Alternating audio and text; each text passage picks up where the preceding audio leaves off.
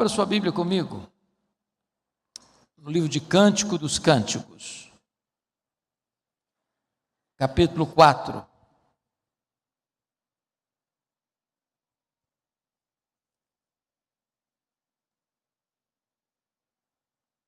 Cântico dos Cânticos, capítulo 4,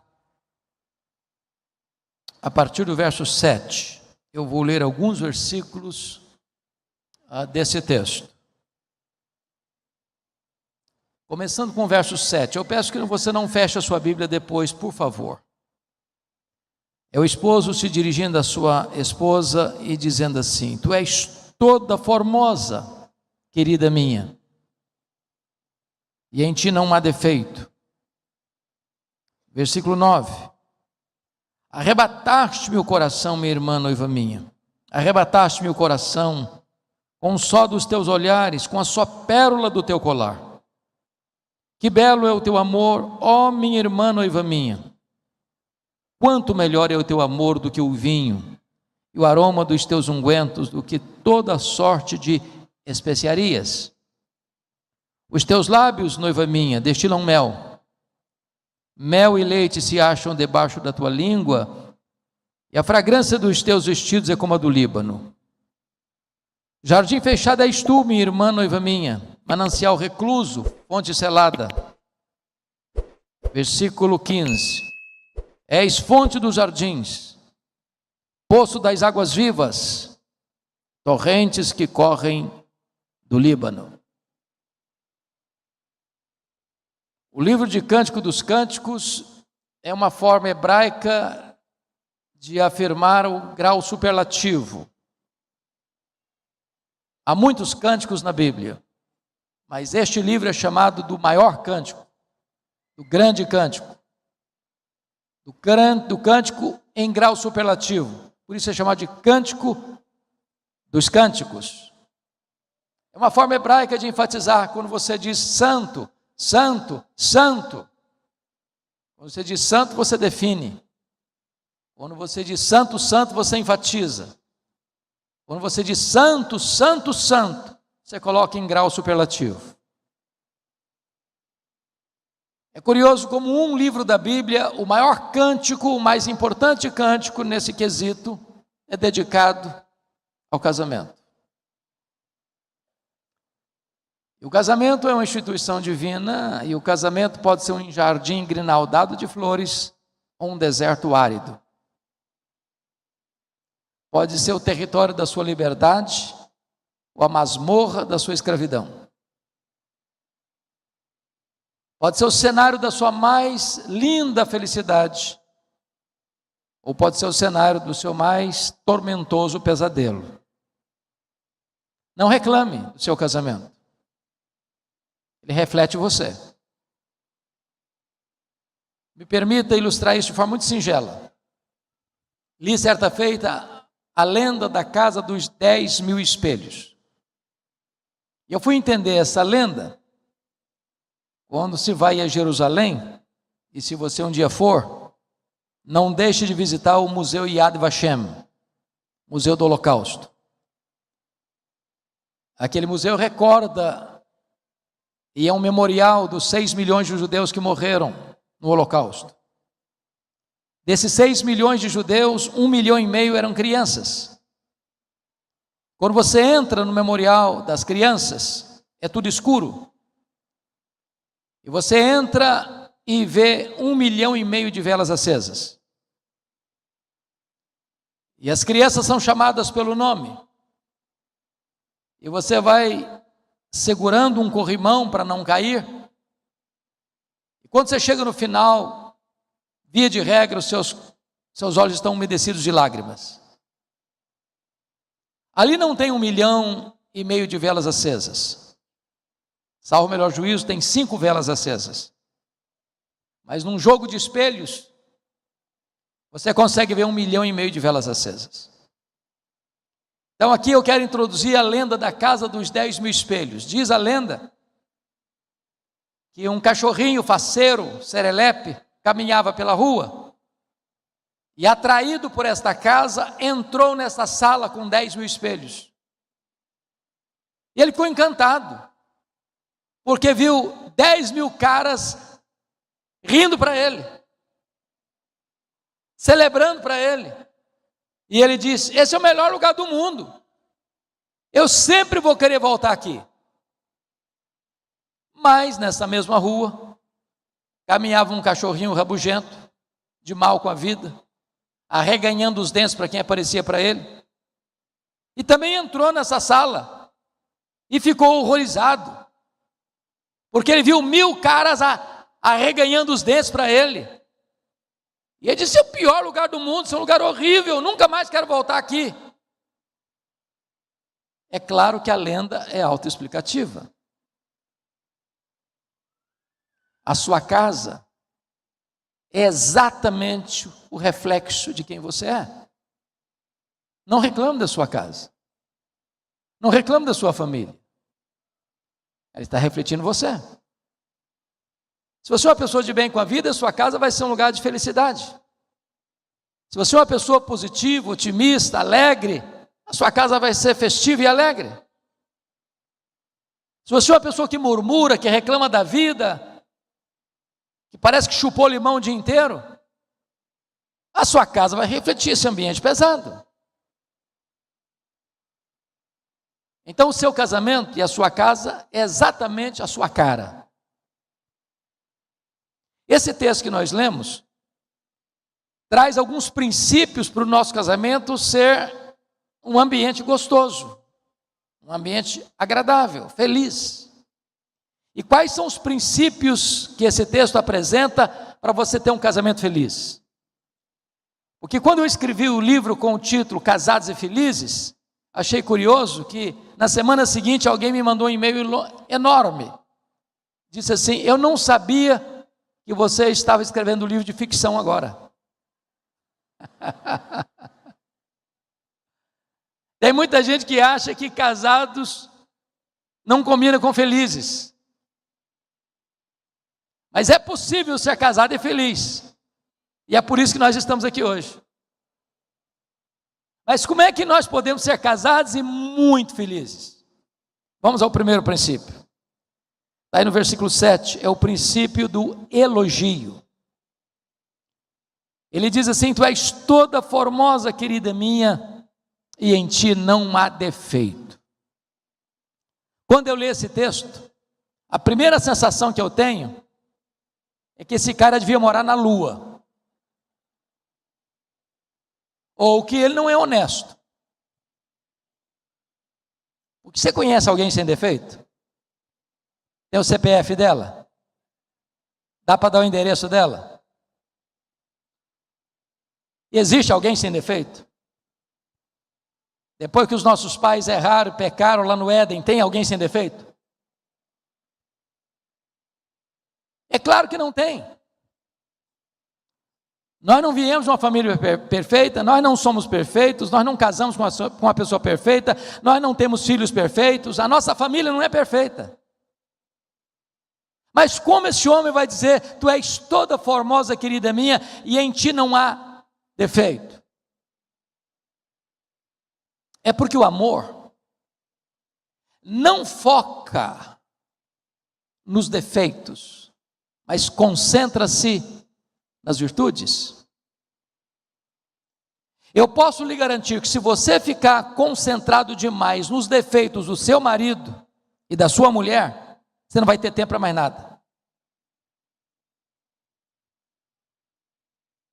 Tem muita gente que acha que o nosso papel no casamento é descobrir os pontos falhos do nosso cônjuge para pontuá-los, para que ele melhore. Isso não funciona não. Só vai aumentar o fosso. O nosso papel é identificar os pontos positivos e enaltecê-los. Alguém já disse com razão que um elogio sincero é melhor que 1000 críticas. Você não melhora o seu cônjuge criticando-o, você melhora o seu cônjuge elogiando-o nos pontos que merecem ser elogiados. Agora notem, eu conheço pessoas que até elogiam o cônjuge, Há maridos, por exemplo, que chegam perto dos amigos, na sauna, no futebol, na reunião mais íntima de homens, diz, minha mulher é uma bênção. Ai de mim se não fosse a minha mulher. E rasga desabridos elogios à sua mulher. Mas a coitadinha nunca escutou isso dele. Tem mulher que elogia o marido no salão de cabeleireiro. Ele é uma bênção. Ele é trabalhador. Ele é um bom pai. Mas o abençoado nunca escutou isso dela. Não basta elogiar, é preciso elogiar diretamente a pessoa. Diz, tu és toda formosa, querida minha. Está falando para ela, não está falando para os amigos. Agora escute isso. Se você não está elogiando a sua mulher, alguém vai elogiar. Aí dá ruim, hein? Se você não está elogiando o seu marido, alguém vai elogiar. Agora pense comigo. Um maridão que nunca foi elogiado pela sua mulher, bota o pé na rua e é coberto de elogios. Alguns, bem verdade, não são sinceros não. Olha o perigo aí. Já imaginou uma mulher que nunca é elogiada pelo marido, põe o pé do lado de fora de casa, é coberta de elogio.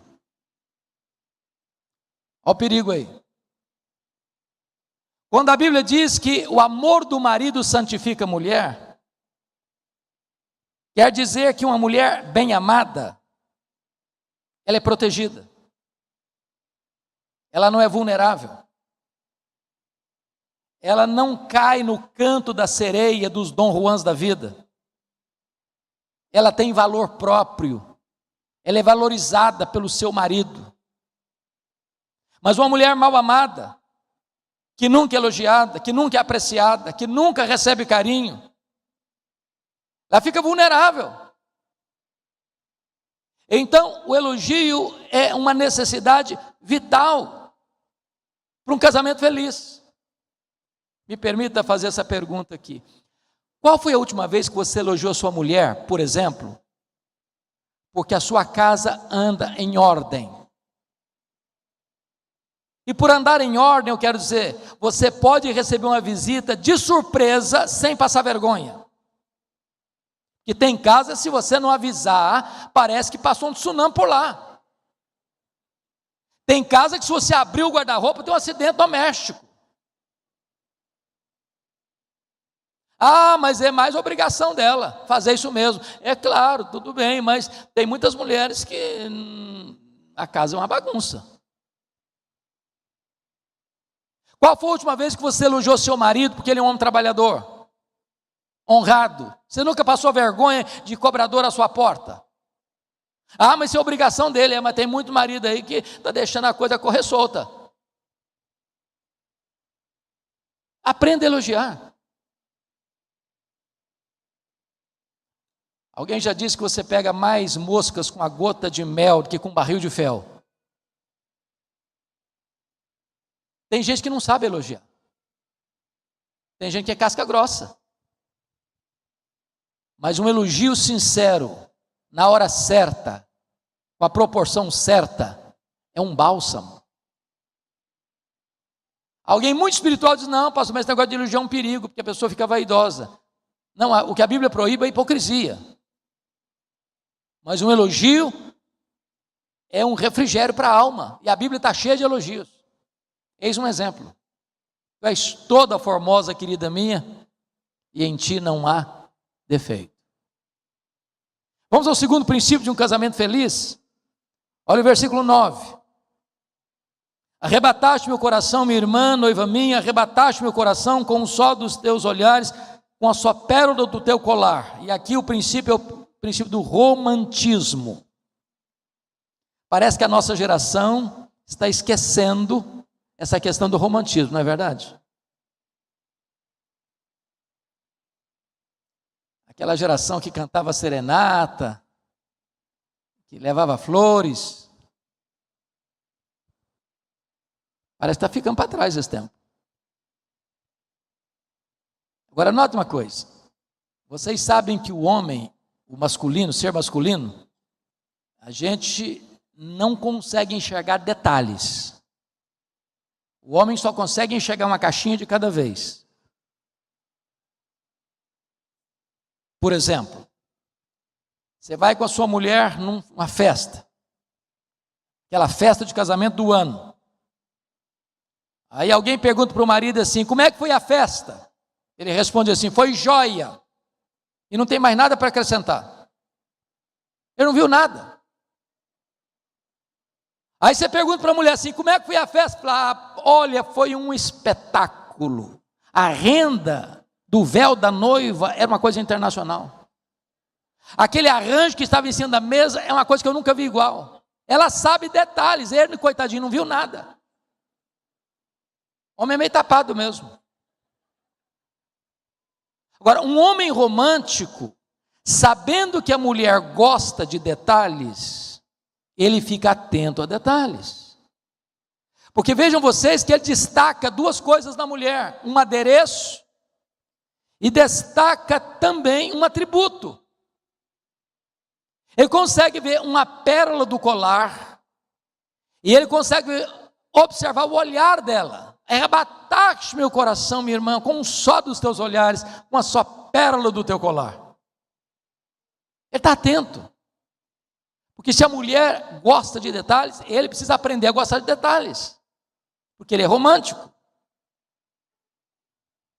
Então, vejam vocês que o romantismo é uma coisa que precisa ser cultivada. Boas maneiras, boas atitudes, boas palavras, por gentileza, por favor, muito obrigado. Eu sei que os homens de Manaus são muito românticos. Me falaram aí que eles são românticos. Por exemplo, você nunca deixou de levar flor para sua mulher no aniversário dela. Presentinho aqui, presentinho lá. Aniversário de casamento, então, não passa em brancas nuvens. Eu sei que você ainda é daquele marido que abre a porta do carro para a esposa entrar. Não é verdade? E quando vai ao restaurante, nem espera nem o garçom puxar a cadeira, você mesmo faz às vezes. E às vezes a gente esquece essas coisas, sabia? Eu fui jantar com um casal certa feita, e na hora de entrar no carro, preste atenção nisso. Pode ser o senhor doutor fulano das quantas. Se seu marido é um motorista, você, mulher, vai do lado dele. Lá atrás não, é do lado dele. E aí, quando chegamos no restaurante, eu desci e perguntei para a mulher assim: você não vai descer? Ela respondeu: eu nunca precisei abrir a porta do carro. Falei: toma, aprende. São pequenos gestos. Não são os grandes problemas que minam um casamento, são os pequenos problemas. São as raposinhas que devastam a vinha quando elas estão em flor. E vou lhes dizer que não tem idade para romantismo, não. Romantismo não é só para o casalzinho que tem lua de mel, não. É para a vida toda. Eu ouvi certa feita, li essa história, eu achei marcante, de um freguês fiel à floricultura do bairro, a melhor floricultura. Todo sábado, aquele senhor de mais de 70 anos ia à floricultura e pedia o melhor buquê de rosas, meses após meses, ano após ano. Um dia, o dono da floricultura, não aguentando a curiosidade, disse assim: a sua mulher deve ser a mulher mais feliz do mundo. Eu não conheço nenhum cliente como o senhor. Eu não conheço nenhum homem romântico como o senhor. Como é que ela reage quando ela recebe esse buquê de flores? Ele respondeu: ela não reage. Ué, como assim não reage? Não, ela tem Alzheimer há muitos anos. Ela nem sabe quem eu sou. Ué, mas se ela não sabe quem é você, como é que você dá flor para ela? Ele respondeu: ela não sabe quem eu sou, mas eu sei muito bem quem ela é. Não tem idade. Romantismo a gente precisa cultivar no dia a dia da vida.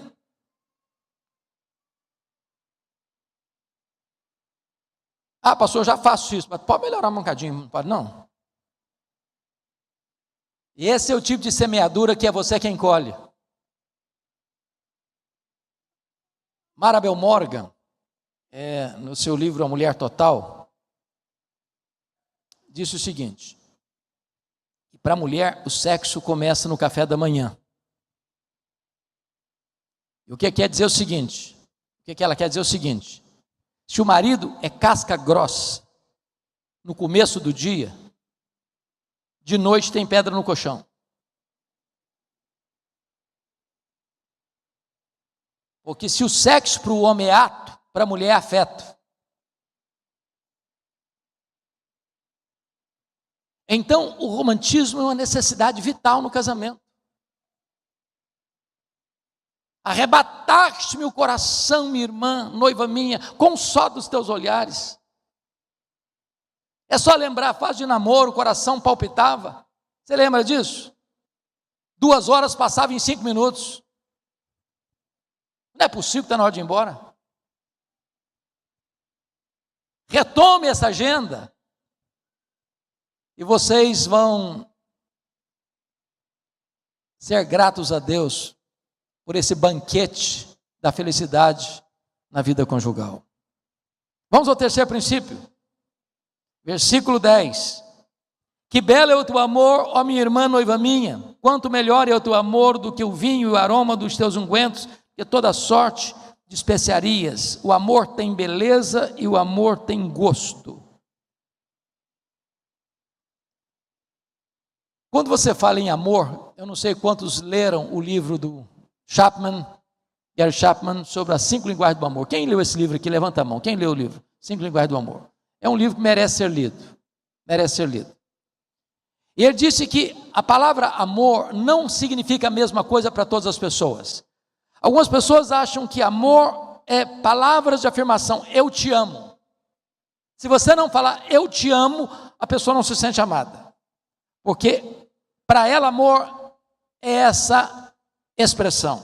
A outra diz assim: amor para mim é tempo de qualidade. Se você não fica comigo, se você não prioriza a minha agenda, então você não me ama coisa nenhuma.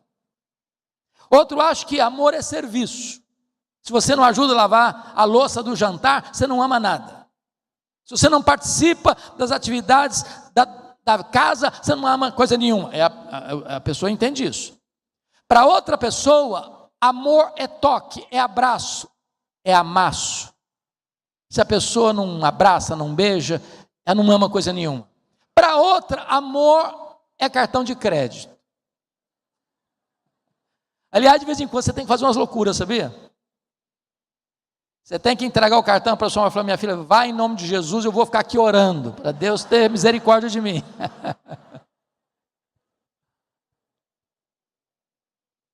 Tem hora que você precisa levar sua mulher para jantar fora, sabia? Não é no quintal não, é no melhor restaurante de Manaus. Notinha de rodapé aqui, irmãos. Eu escrevi recentemente um comentário de Eclesiastes. Estou expondo Eclesiastes agora na igreja lá em Pinheiros. E no capítulo 2, Salomão fala de 2 problemas. O primeiro problema é a pessoa que trabalha, junta. E depois não usufruiu nada. Não curtiu a vida nada. Nunca fez uma viagem, nunca fez um passeio. Nunca saiu de férias, nunca foi num bom restaurante, nunca foi num bom hotel.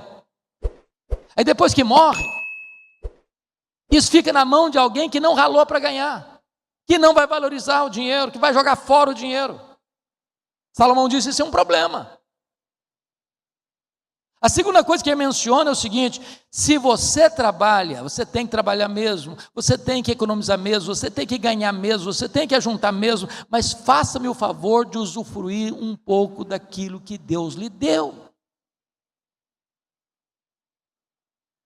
Eu conheci um senhor, certa feita, lá em Bragança, era dono de muitas casas.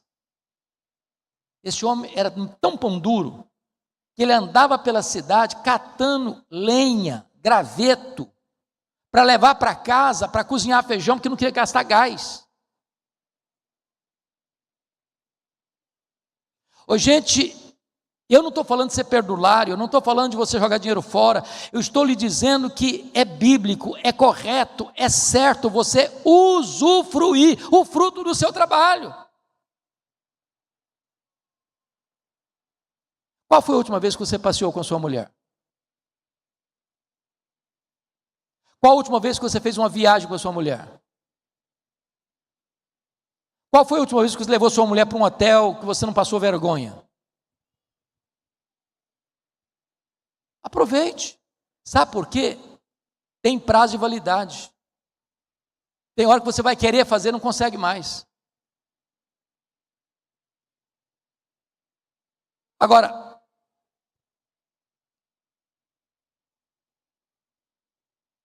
o que significa que você ama sua mulher e seu marido? Quando você ama alguém, 3 coisas vão acontecer. Primeiro, quem ama, declara que ama. Eu conheço casal que não consegue mais falar um para o outro, eu te amo. Eu conheço casal que dá um abraço em público, é um escândalo. Eu conheço casal que se beijar em público vira feriado nacional.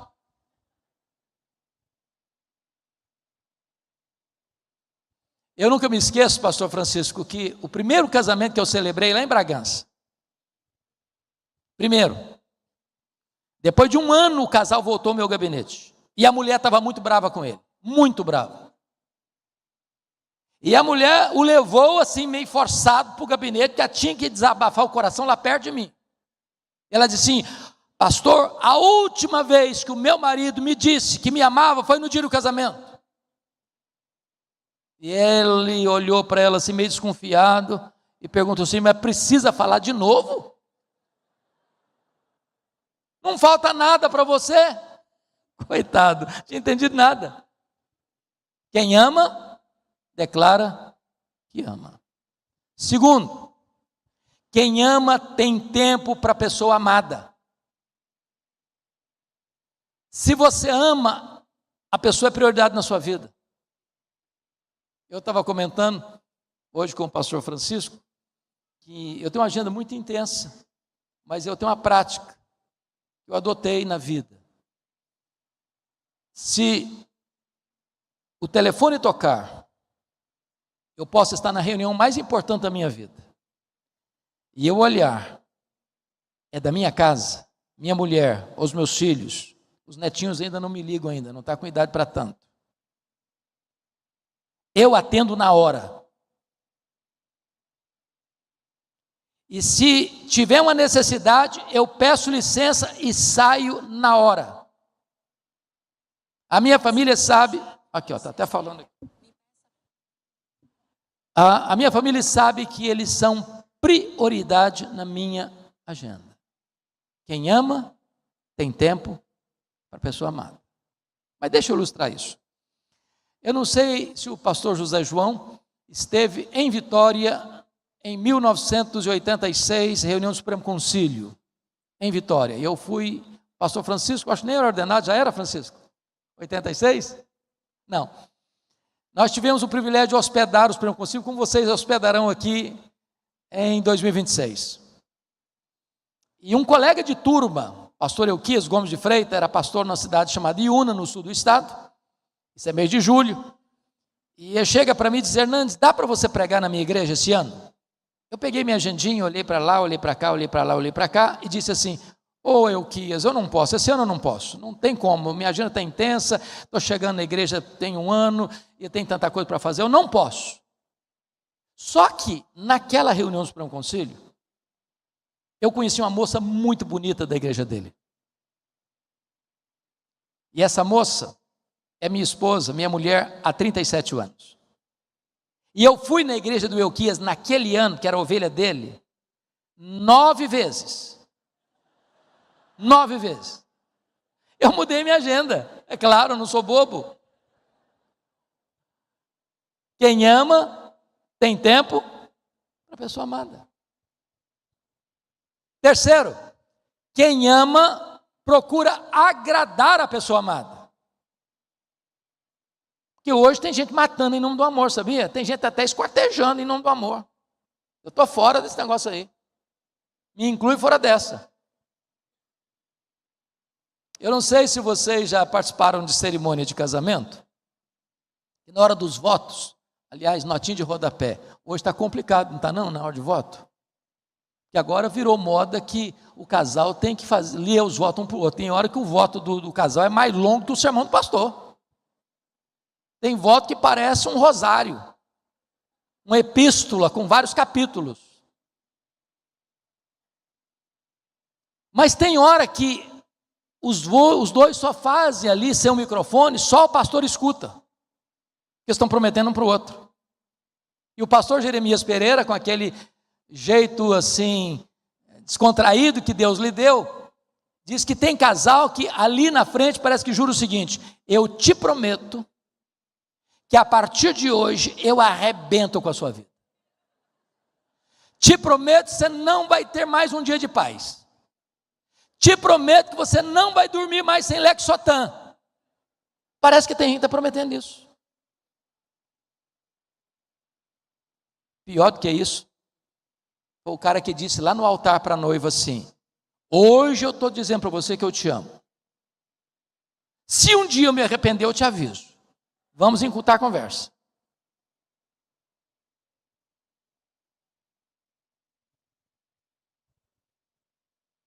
Quem ama, procura agradar a pessoa amada. Quando você ama, você quer tornar a vida do outro melhor. Você não quer machucar, você não quer ferir, você não quer contrariar. Você quer agradar nos mínimos detalhes. Eu conheço marido que ele não respeita o gosto da mulher, vai no supermercado e quer comprar o que ele gosta. Se ele gosta de Coca-Cola, ela tem que gostar de Coca-Cola também, porque ele acha que Coca-Cola é melhor que Guaraná. Quando você ama, você quer agradar a pessoa. Você sabe que seu marido gosta de comer isso, aquilo outro, você vai fazer o melhor para ele. E às vezes, meus irmãos, a gente tem que quebrar um pouco a banca, quebrar um pouco o protocolo, para tornar isso mais claro. Por exemplo, qual foi a última vez que você, mulher, botou aquela toalha que só vai para a mesa no dia que tem visita? Qual foi a última vez que você tirou a melhor louça lá da gaveta para um jantar especial? Que você fez o cardápio do ano. E quando o marido chega e olha a cena e toma um susto: quem de especial vai chegar aqui em casa hoje? E você diz para ele assim: meu querido, eu fiz isso para você. Vai devagar, porque o cara pode ter um infarto também, e isso é um problema.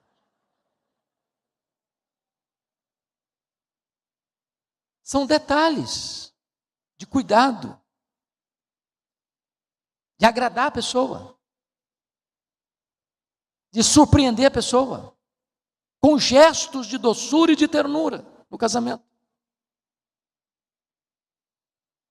Mas vamos a um outro princípio. Olha aí comigo o versículo 11. Os teus lábios, noiva minha, destilam mel. Mel e leite se acham debaixo da tua língua, e a fragrância dos teus vestidos é como a do Líbano. Aqui é o princípio da comunicação. Meus amados, a comunicação é vital no casamento, porque a Bíblia diz assim: a morte e a vida estão no poder da língua, quem bem a utiliza comerá do seu fruto. Ou seja, você pode dar vida ou você pode matar um casamento, dependendo da maneira como você se comunica. E para mim, o ponto mais importante da comunicação na Bíblia está lá em Tiago 1,19. que está escrito lá? Todo homem seja pronto para ouvir, tardio para falar, tardio para se irar. A primeira coisa é pronto para ouvir. A palavra pronto no grego aqui é a palavra táxis. De onde vem a nossa palavra portuguesa? Táxi. Hoje nós colocaríamos até Uber no meio. O que é um táxi? O que é um Uber? É um carro de serviço que atende você quando você chama, quando você precisa. Imagine você indo para o aeroporto, para uma viagem, você chamou o taxista e ele diz, daqui a meia hora eu passo aí e te pego. Eu falo, não, daqui a meia hora não serve, ou é agora ou vou arrumar outro. Olha como é que Deus nos fez. Deus nos fez com duas conchas acústicas externas e uma única língua amuralhada de dentes. Sabe o que Deus está dizendo? Escute mais, fale menos. É curioso isso, irmãos, mas a comunicação está morrendo na nossa geração da comunicação. Vá a um restaurante hoje, tem 4 pessoas. Elas não estão conversando. Elas não estão olhando uma para a outra. Cada um no seu smartphone. Você chega numa casa hoje, está cada um no seu smartphone. Eu conheço família em que se chama para o almoço ou para o jantar pelo WhatsApp, porque cada um está num universo diferente. Pronto para ouvir. Eu quando leio a história do Davi, que o filho dele, o Aminon, ficou doente, apaixonado pela meia-irmã Tamar, diz a Bíblia que o Jonadab estava lá na casa do Aminon, conhecia o Aminon, sabia das angústias do Aminon, abriu-se para Aminon abriu-se para ele. Foi uma tragédia na família de Davi, porque Davi não escutava os seus filhos, não estava perto dos seus filhos, não tinha sintonia com seus filhos. Escute, ouça.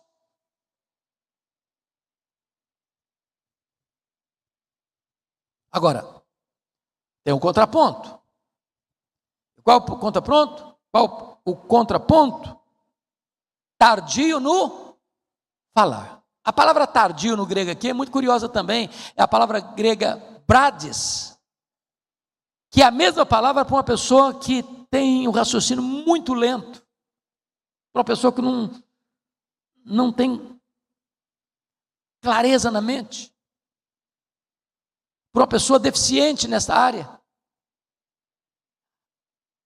É aquele tipo de gente que você conta uma piada para ele vai rir daqui a meia hora. Tardio para falar. Eu não sei quanto a você, mas quando eu falo apressadamente, no vapor da emoção ou com raiva, eu só dou bola fora. Porque eu acabo machucando a pessoa que eu mais amo. Tardio para falar, pense, morda na língua, vai tomar um banho frio, vai sair, dar uma volta no quarteirão. Porque se você medir decibéis e falar no vapor da emoção e com raiva, você vai perder a causa. Tardio para falar. Eu não sei quanto a vocês, e vocês moram numa região aqui que ainda deve ser muito rico nisso, mas eu fui criado na roça. E numa roça que não tinha remédio.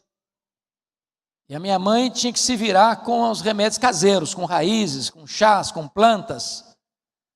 E eu fui criado na cultura das garrafadas. Só que aí entra uma lenda de um cidadão que ganhava a vida vendendo garrafadas. Mas não era para doença física, não, era para doenças emocionais. Aí um dia um cidadão com a crise no casamento foi nesse camarada e disse: rapaz, eu sei que você faz uma garrafada aí que é poderosa, que ajuda, que resolve. O cara falou: eu faço mesmo. Então eu quero uma, eu estou numa crise no casamento muito grande. Quanto é? É tanto. Falei: cara, é caro. Não, você está doido, faz um desconto. Não, desconto eu não faço. Agora, prometo que funcione. E se não funcionar, volta aqui que eu devolvo o dinheiro. Ah, bom, desse jeito eu compro. Comprou a garrafada, eu falei: agora como é que eu uso esse trem? O cara falou o seguinte: quando o clima ferver, Quando a discussão estiver nas alturas, vai lá e toma um gole. Só um detalhe, você bota na boca, não engole não. Aguenta na boca, aguenta na boca. Quando o clima acalmar, aí você engole. Aí funciona. Tardio para falar. Calma, gente, calma. Aguenta mais um pouquinho. Eu sei que essas coisas não acontecem com vocês, mas é bom a gente ter um pouco de paciência. Terceiro princípio, tardio para se irar. Eu não vou perguntar se você se ira com a sua mulher, se você se ira com o seu marido. Isso não é se, é quando.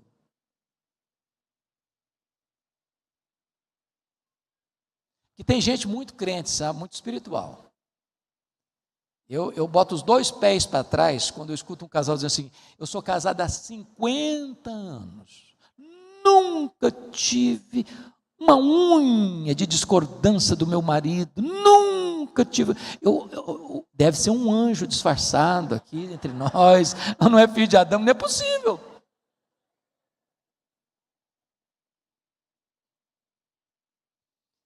No ano da morte da dona Ruth Graham, esposa do Billy Graham, eu fui a Charlotte, fui visitar o museu do Billy Graham. Tem muitas histórias bonitas, muitas histórias engraçadas do casal. Mas a que mais me chamou a atenção, porque vocês sabem que Billy Graham viajava demais, viajava para o mundo todo, e quem cuidou da casa, cuidou dos meninos, criou os meninos, foi a dona Ruth. Aí perguntaram para ela assim: ô dona Ruth, alguma vez a senhora pensou em se divorciar do Billy Graham? Ela respondeu: divorciar-me dele eu nunca pensei. A vontade de matá-lo eu tive muitas vezes. Eu sei que você nunca teve vontade de matar seu marido, sua mulher, mas tem hora que dá raiva, não é não? Tardio para se irar. Bom, deixa eu pular para o último ponto.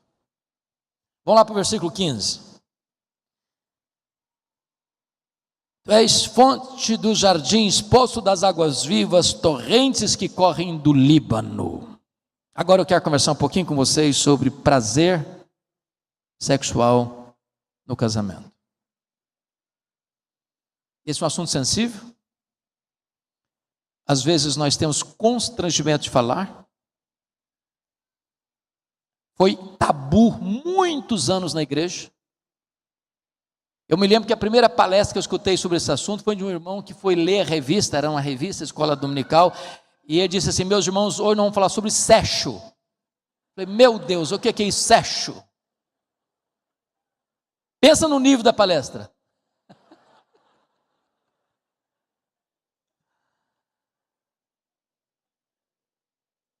Outros não, pastor, esse assunto não é espiritual. Então vamos dar uma olhadinha? Abra sua Bíblia comigo aí, eu vou terminar minha fala. Vou demorar um pouquinho aqui, mas eu vou terminar por aqui nesse ponto. Lá em 1 Coríntios capítulo 7, versos 3 a 5. Paulo está tratando desse assunto sexo, quando ele diz assim no verso 3, 7:3. O marido conceda à esposa o que lhe é devido, e também semelhantemente a esposa ao seu marido. Preste atenção, para quem acha que Paulo é machista, que é um equívoco, ele começa com o direito da mulher. O marido conceda à mulher o que lhe é devido, ou seja, a mulher tem direitos garantidos por Deus do prazer sexual no casamento, e cabe ao marido atender a necessidade da sua mulher. Semelhantemente, a mulher deve atender a necessidade do seu marido. Por que isso é importante? Porque sexualidade para o homem é uma coisa, sexualidade para a mulher é outra coisa. Sexo para o homem é ato, sexo para a mulher é afeto. O homem não precisa de aquecimento, ele já vem aquecido de fábrica. O homem com 10 segundos ele tem uma ereção e está pronto. Ele pode acabar de ter uma briga homérica, daqui a 5 segundos ele está pronto para um sexo maravilhoso. A mulher não. Alguém comparou assim, muito a grosso modo, como o fogão a gás e o fogão a lenha. O fogão a gás você ligou, pegou. Seu homem. A mulher é como fogão a lenha, você tem que botar lenha, tem que soprar, você tem que soprar outra vez, soprar de novo. Agora, quando pega fogo, assa pão o dia inteiro também. Alguém diz por aí que a mulher é o sexo mais frágil. Não é nada, a Bíblia não fala que a mulher é o sexo mais frágil, não. É o vaso mais frágil. Ela é o sexo mais forte. O homem só luta um round e desmaia. Ela luta 1, 2, 3, 4, cada dia já está roncando, já está dormindo há muito tempo. Se o homem não compreender a sexualidade feminina, ele não quer jogar os 90 minutos, quer decidir o jogo nos pênaltis. Está claro para você desenhar? Você botar a legenda. Então, é muito importante que o casal compreenda o que é o mecanismo desta relação, para que haja plena alegria, porque tem mulher que finge ter orgasmo para não ficar mais triste. Porque o marido pensa nele. E está escrito, o marido conceda à sua mulher o que é devido a ela. Semelhantemente, a mulher ao seu marido. Mas o verso 4 aperta a tarraxa um pouquinho mais. Está escrito assim: a mulher não tem poder sobre o seu próprio corpo e sim o marido. E também, semelhantemente, o marido não tem poder sobre o seu próprio corpo e sim a mulher. Do que Paulo está falando aqui? O que Paulo está falando aqui é que você não pode fazer do sexo uma arma, porque a vítima pode ser você. O que Paulo está falando aqui é que você não pode fazer chantagem sexual no casamento. Usar o sexo como um jogo de troca. Se você não fizer isso, se você não fizer aquilo, se você não fizer aquilo que eu quero, eu vou privar você do que você tem direito. Pergunta básica. Quando é que marido e mulher devem ter uma relação? Porque Hollywood ensina que os dois estão sempre prontos, sempre preparados, e você que é casado sabe que isso não é verdade. Então, quando é que a relação deve acontecer? É quando um deles sinaliza que está afim. E nem é preciso um discurso muito longo também não, basta um rabiscar de olhos, todo mundo entende, não se dá de desentendido. Porque tem desculpas homéricas, a enxaqueca então é proverbial. Haja enxaqueca. Eu tenho um colega que para resolver isso comprou uma cartela de cibalena.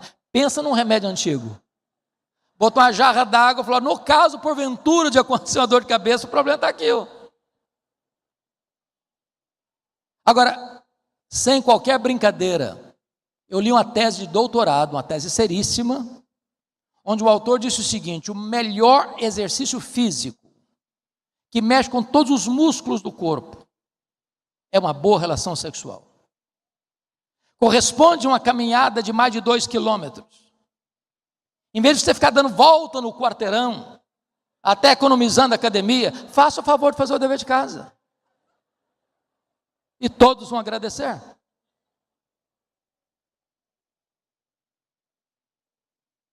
Mas o verso 5 aperta um pouquinho mais a tarraxa.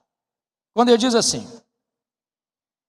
não vos priveis um ao outro, salvo talvez por mútuo consentimento, por algum tempo, para vos dedicardes à oração e novamente vos ajuntardes, para que Satanás não vos tente por causa da incontinência. Entendamos aqui. Há uma ordem de Deus: não vos priveis um ao outro. Em outras palavras, sexo antes do casamento é pecado, é fornicação. Sexo fora do casamento é pecado, é adultério. Mas sexo no casamento é ordenança divina. Em outras palavras, sexo antes do casamento é pecado. Sexo fora do casamento é pecado. Mas a ausência de sexo no casamento também é pecado. É bom e Deus manda. Se eu tivesse uma igreja pentecostal, eu tinha escutado um glória a Deus agora.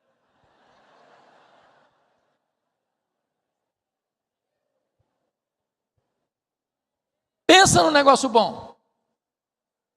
E Deus manda. Agora notem. A única cláusula de exceção para marido e mulher não ter relação é para dedicar-se à oração.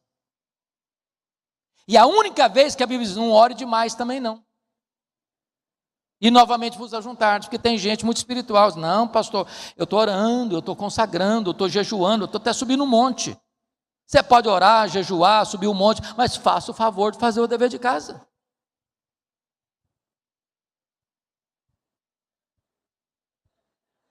Agora eu vi um glória a Deus meio disfarçado assim, né?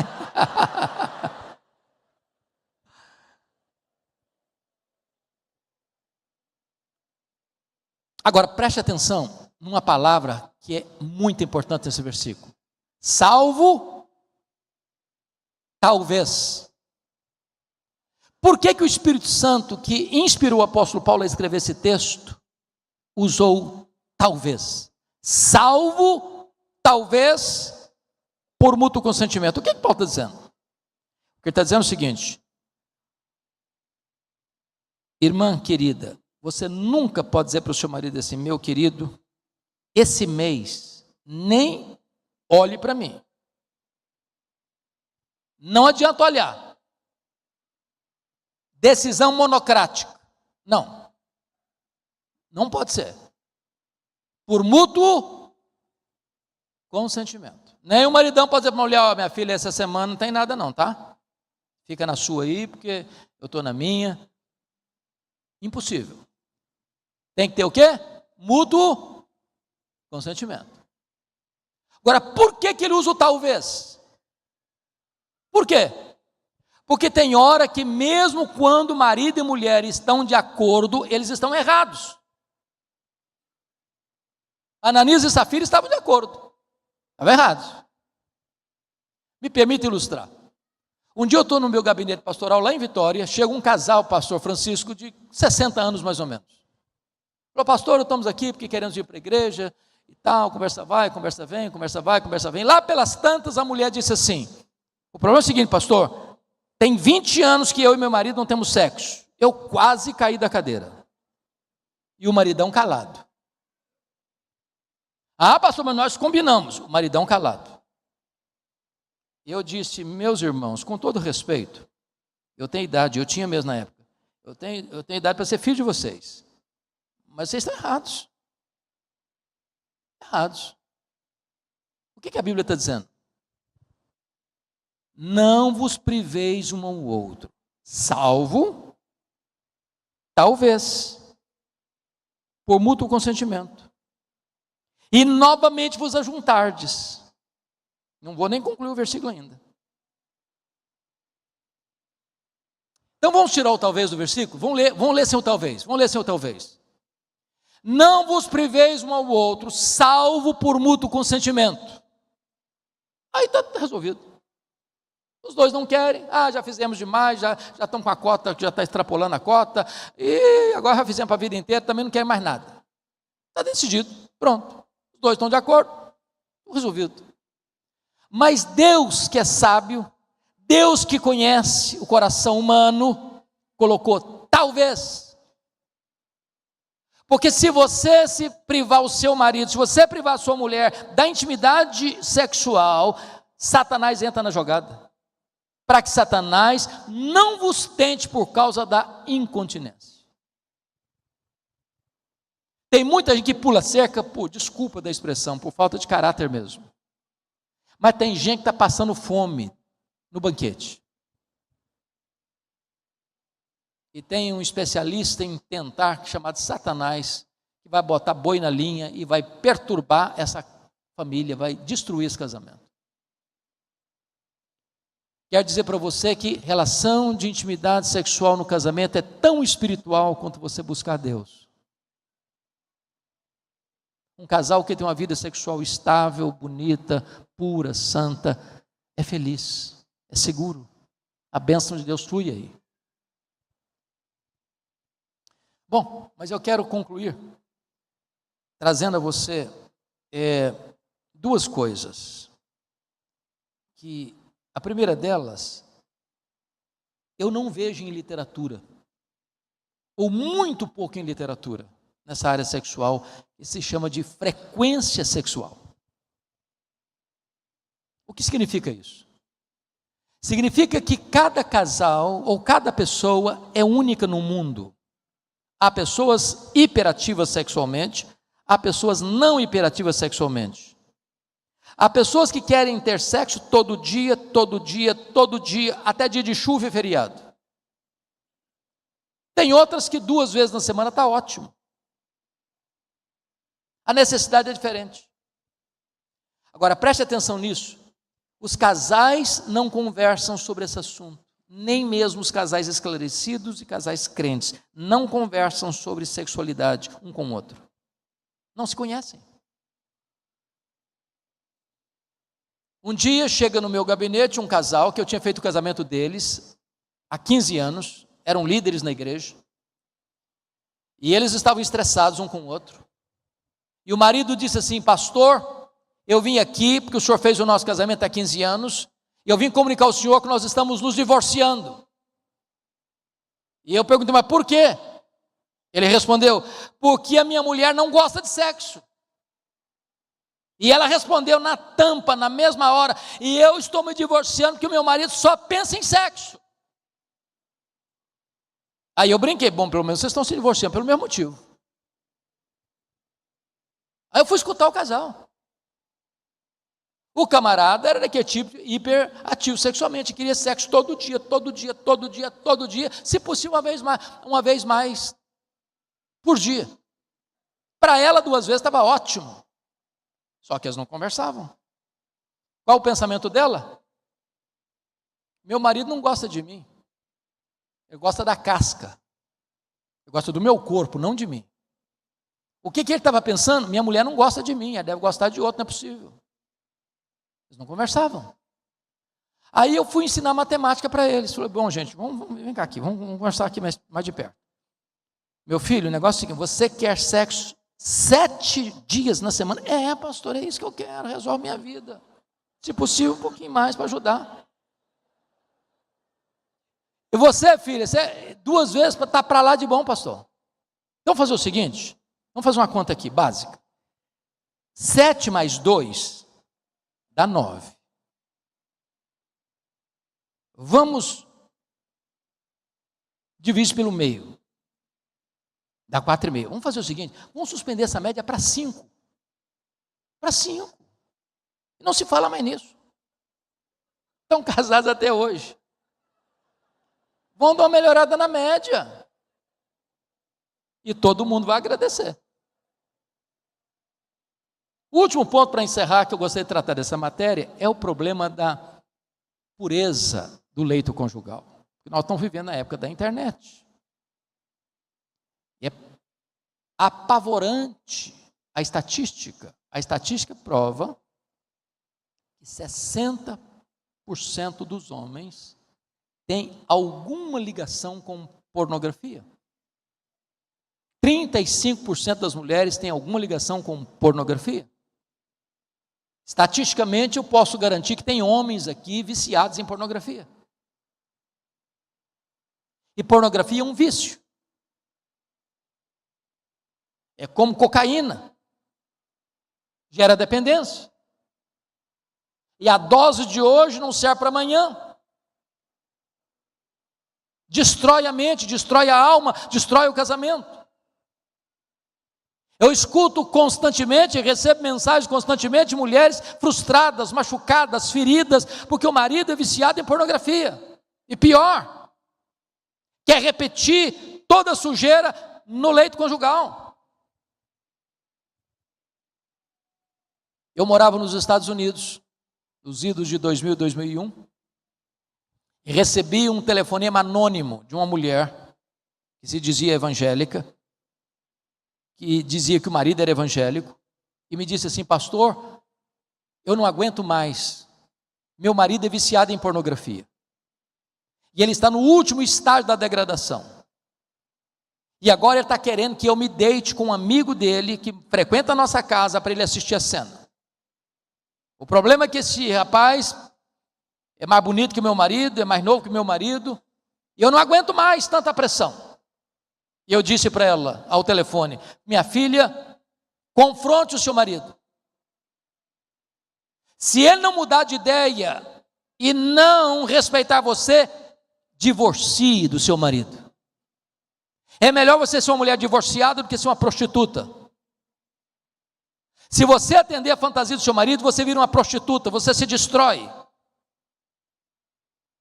Passaram-se 6 meses, eu estou pregando a 2.000 quilômetros de onde eu morava, e ao final do culto, à porta, cumprimentando as pessoas, aproxima-se de uma mulher bonita, de seus 30 anos, estendeu a mão para mim e disse: pastor Hernandes, eu sou aquela mulher que ligou para o senhor tal dia sobre tal assunto.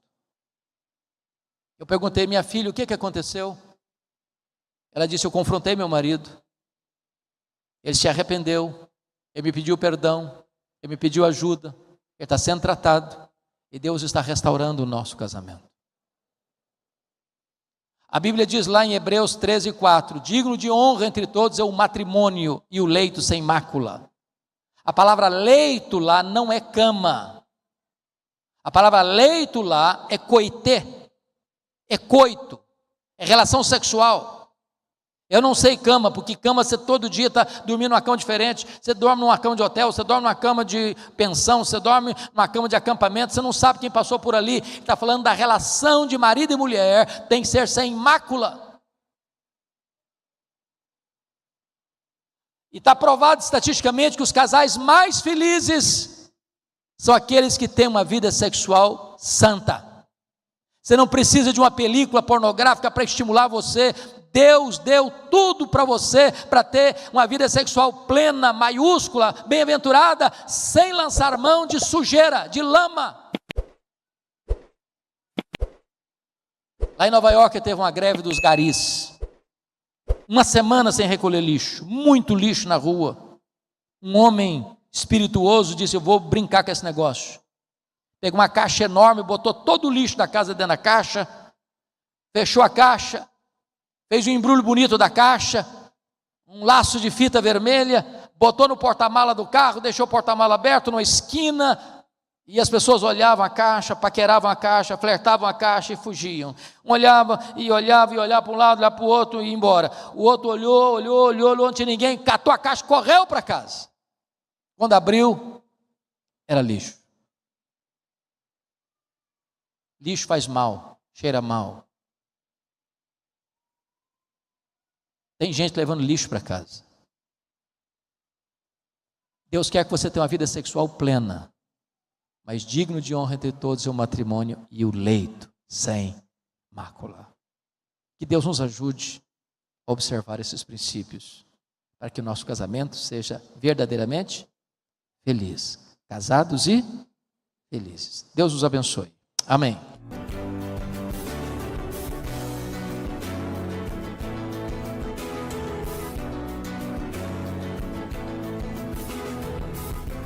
Palavra da Verdade, com Hernandes Dias Lopes.